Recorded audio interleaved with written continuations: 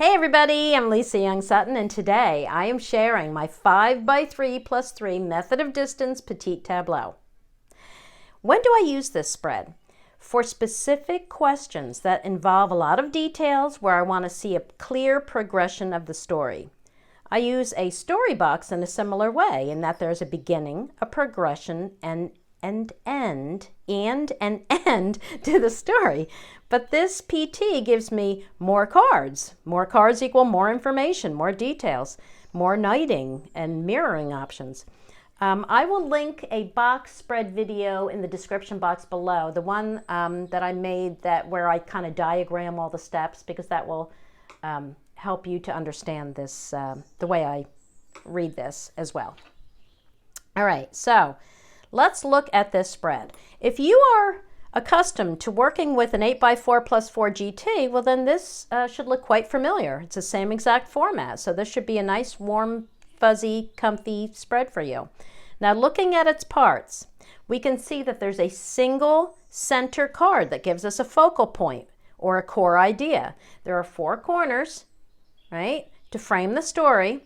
And if the center card is drawing us into a central consideration, the 4 corners are giving us the parameters of the story. The corner cards show main topics or primary influencers. They're important, the corners. You can get a lot of information from them.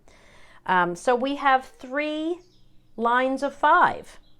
And we have 5 3-card columns, and we have a 3-card bottom line. Now I see the bottom line, which many of you know as the fate line, right? I call it the final word or the bottom line. And I see that as providing an important message or overall statement regarding the content of the spread. All right, so here's the example I'm sharing with you today. My question for this spread was, how will my search for a new editor progress over the next month? So I have a specific question, and my time frame is the next 30 days.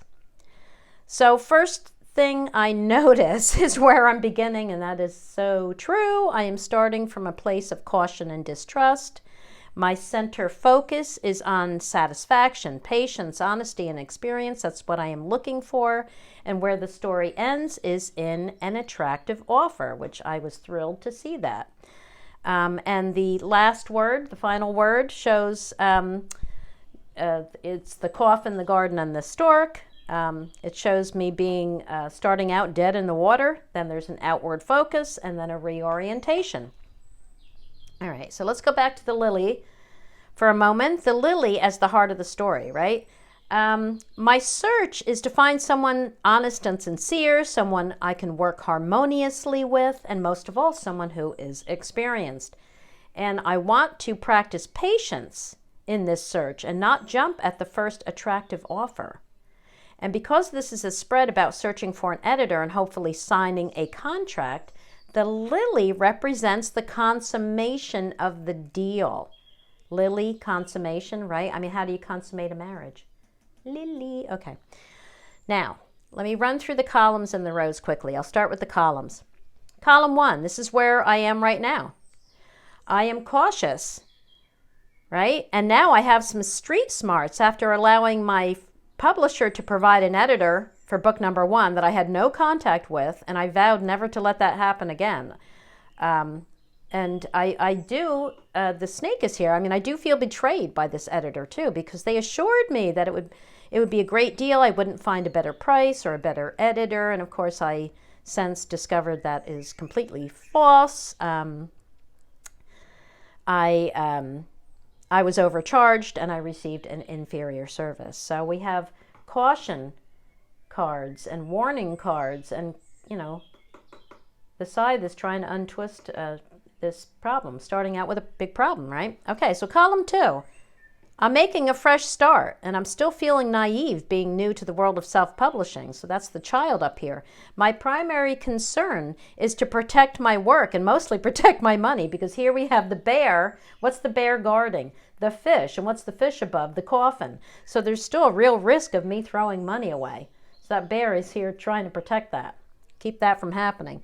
Now, column 3 starts with the mice. The mice are eroding my peace and patience, as the mountain is indicating that sifting through all the options out there, this is the garden, will be challenging, right? The mountain brings challenges.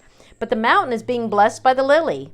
What does it mean when the lily is blessing a card? It just says that what sits below the lily, something good will happen to the card that's sitting below the lily. Right? So while there are still enemies out there, for sure, my quest to find someone honest and sincere will be rewarded. All right? Now, columns 4 and 5, I mean, those are the last two columns. That's where the story ends. So column 4 begins with an ally. And the only reason I am brave enough now to venture out on my own is because I found an ally. I have an experienced author who's been self-publishing for many years, and she has offered her support and expertise, which has allowed me to go another way. That's the dog is heading into the ways, right? She's introduced me to new options. So the ship is heading to the ring. My journey is heading toward a successful contract with someone who will work with me personally. We have the house. It's your personal card, right? And her assistance will be delightful and appreciated. That's the bouquet. Now, I think that this editor is going to work for a small company, probably work from home, but she's going to work with me personally, right? Now, the top row is definitely showing my current situation, what I'm experiencing right now. I mean, I'm starting from a place of distrust, and I feel that the last editor was wrong for me, right? And they were far too inexperienced. So that's the fox and the child.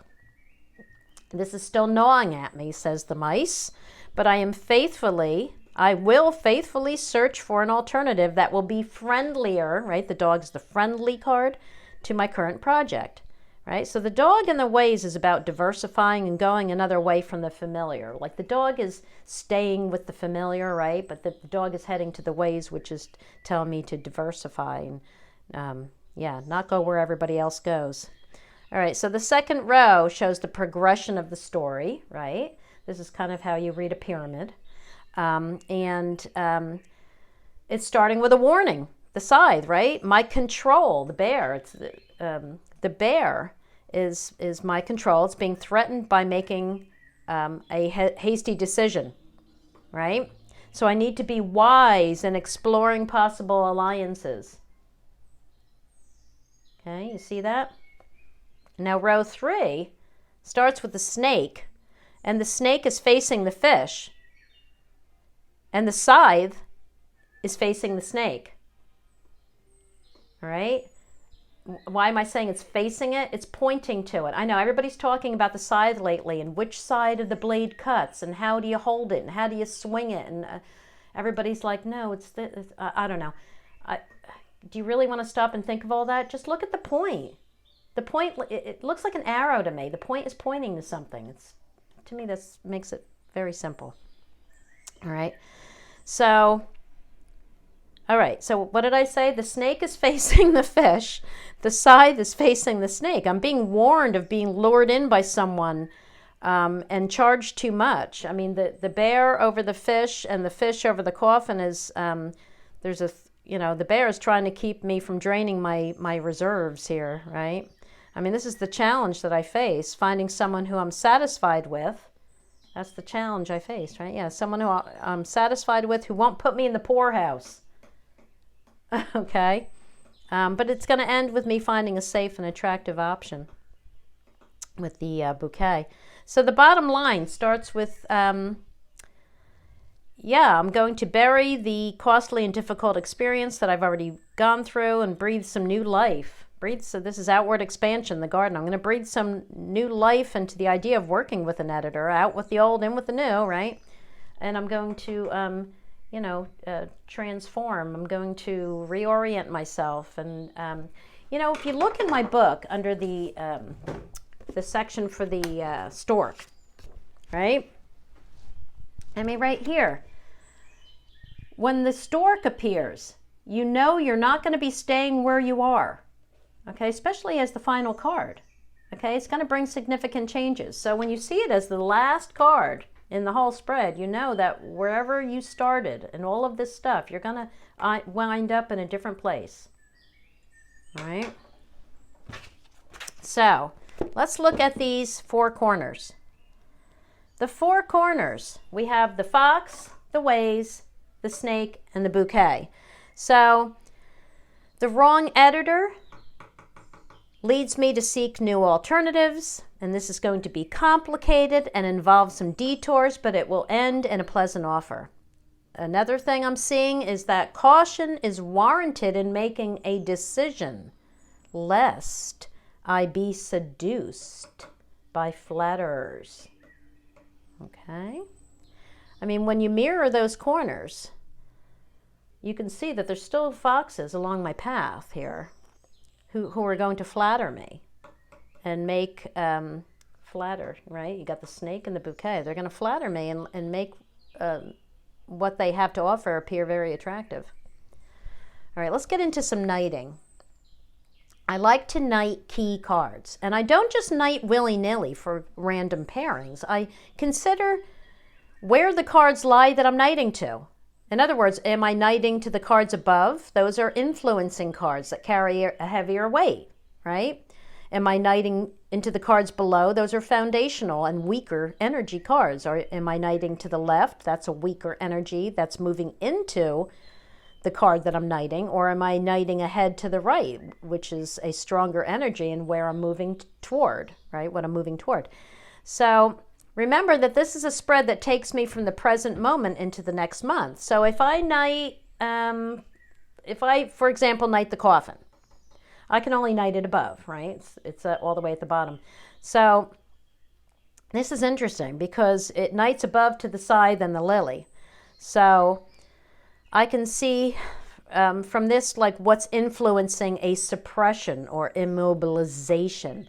The scythe is a card of hasty decisions based on urgency, which is what I feel right now. The lily is the card of temperance, patience, a slow pace in completing something. And of course, the coffin is an ending or an illness that immobilizes or hopelessness. So we could say that a sense of urgency and acting in haste cuts my peace and leaves me feeling immobilized, right? These two are impacting this. The scythe is a warning card, and when it's connected to the coffin and the lily like this, I feel like I'm being warned against acting prematurely. I have to be patient. Yeah. Okay, so now the garden in this spread represents outsourcing, which is exactly what I'm doing, right? So it knights at above to the bear and the ship. So the bear is where my power lies, right? My power lies in moving far from the editors available through the current publishing company, moving far from them and moving out into the bigger world, right? And this change, okay, this ends in a change, right? So this change brings a satisfying union because the stork knights to the lily and the ring. All right, so this change that I'm making is going to lead, a satisfying union is what's impacting this change. Yeah. Okay, so the bouquet, if we wanted to knight that knights back into these two cards. It knights back to the lily in the garden, right? So I'll make an offer to one who is experienced in the field and known for being honest and all of that, experienced in the field, right? Lily, garden, experienced in the field, right? So when I find that person, I will make the offer.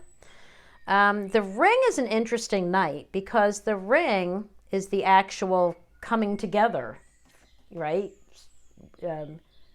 Making the agreement, signing the contract, and it knights back to the mice in the mountain.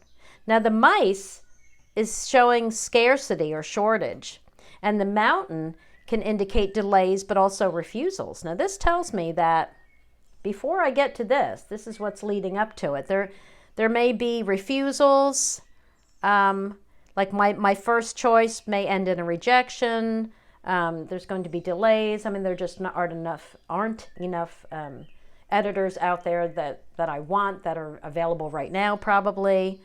This can also indicate my worries that are still gnawing at me, and seeing editors as enemies, right? Got to get over that. I got to climb that mountain, get to the other side. Yeah, and the mountain is also exhausting me, you know. My worries are exhausting me. All right, so yeah, let's knight the ways, because the ways is my decision card. It's the card that shows my options, right? And it knights back to the lily in the house.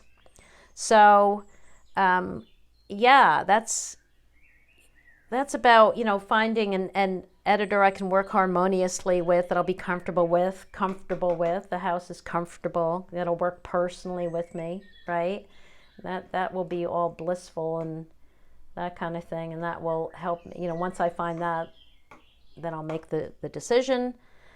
Okay, so let's not get too lost in knighting. Let's look for clusters, because remember, this is a method of distance, PT. So I'm going to look to see if there are any clusters present, and if so, are they forming constellations near any significant cards?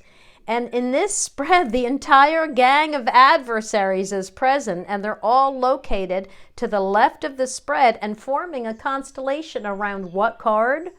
The editor card. The scythe is the card of editing, sorting, right? Removing and all that, yeah. So we also have the interpersonal cluster is also present. That's the garden, the dog, and the child, right?